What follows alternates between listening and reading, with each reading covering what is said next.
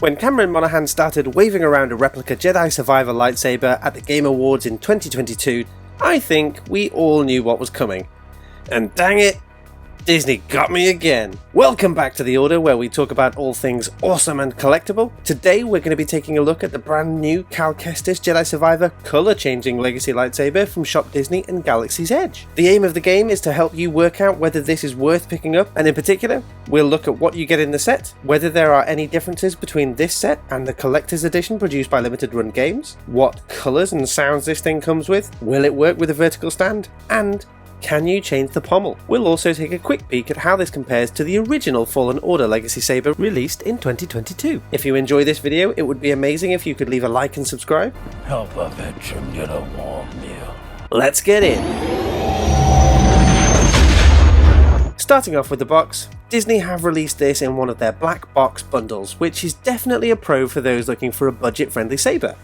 This set comes with a stand, the hilt, a belt clip, and importantly, a blade. So you're ready to go right out of the box. It is definitely missing something from the set though, but we'll pick that up later. Collectors who like the in-universe grey crates might be put off slightly by the fact this saber only comes in this bundle because the box is only cardboard. Premium cardboard, so fancy cardboard, but cardboard which is still pretty perishable. Out of the box, there's no denying that this thing is gorgeous. The repaired pommel design has been done really well here. The updated design also remedies an issue raised by a lot of people with the original Fallen Order design, as it adds a nice bit of counterbalance to even this saber out, which improves how it feels in the hand. There's lots of nice detail on this, as there was with the original, though Disney have now sorted out and removed the weird black marker line seen on the original version in the emitter section. Annoyingly, Disney have left the CoverTech wheel in place from the original design.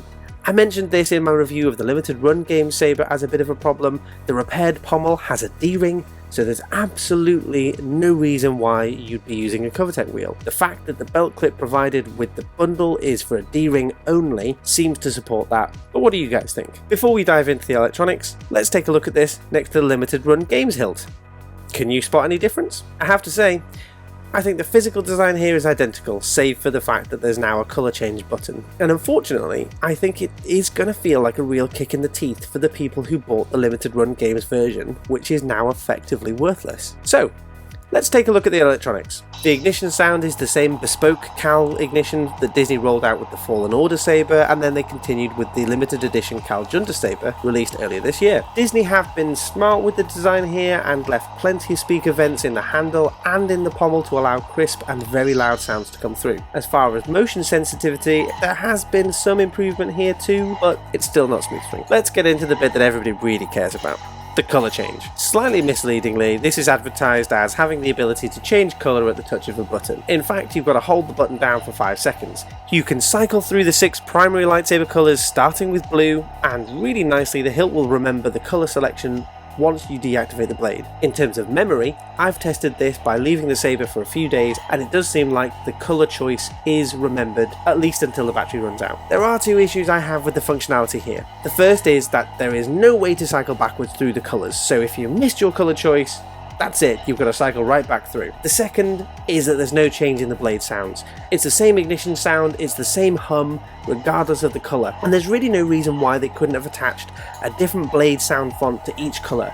They already have an extensive library of ignition sounds from their other releases, and they've done it before. The Ahsoka Clone Wars saber, which was the very first Disney saber to be able to change colour, had completely unique sounds between the blue and the green settings. So we know that Disney can do it, they just chose not to. The next thing to take a look at is of course the wonderful stand. And this stand is not secure. Don't use it. Don't ever use it. It's terrible. No, on a serious note, yeah, you can use the stand that comes in the box set, but you saw how little that took to shift. This is a heavy saber. The last question was, can you change the pommel? And the answer to that is nice and simple. Yes, you can. This is compatible with every other Cal saber that Disney have released, so I'll give you a little hint. You can take your broken pommel and attach it on there. So if you wanted to, you could now have a colour changing Fallen Order Cal Kestis Saber, and that takes us to the bit that the bundle is missing, the coupler. If you want to be able to connect two of these sabers together, you're going to have to make sure you either buy a Fallen Order saber that comes with a coupler or a third-party coupler. Bit of a swing and a miss there. Again, it's something that Disney could have done. It wouldn't have cost them very much, and they just decided not to do it. All in all, this is a very nice Cal Kestis saber, and you won't find another for this price on the market. The fact that this comes with the blade and everything that you need to get going straight out of the box is a massive pro, and with just a few minor tweaks, Disney really could have smashed it here. As it is, they still get a 7 out of 10 from me. What do you guys think?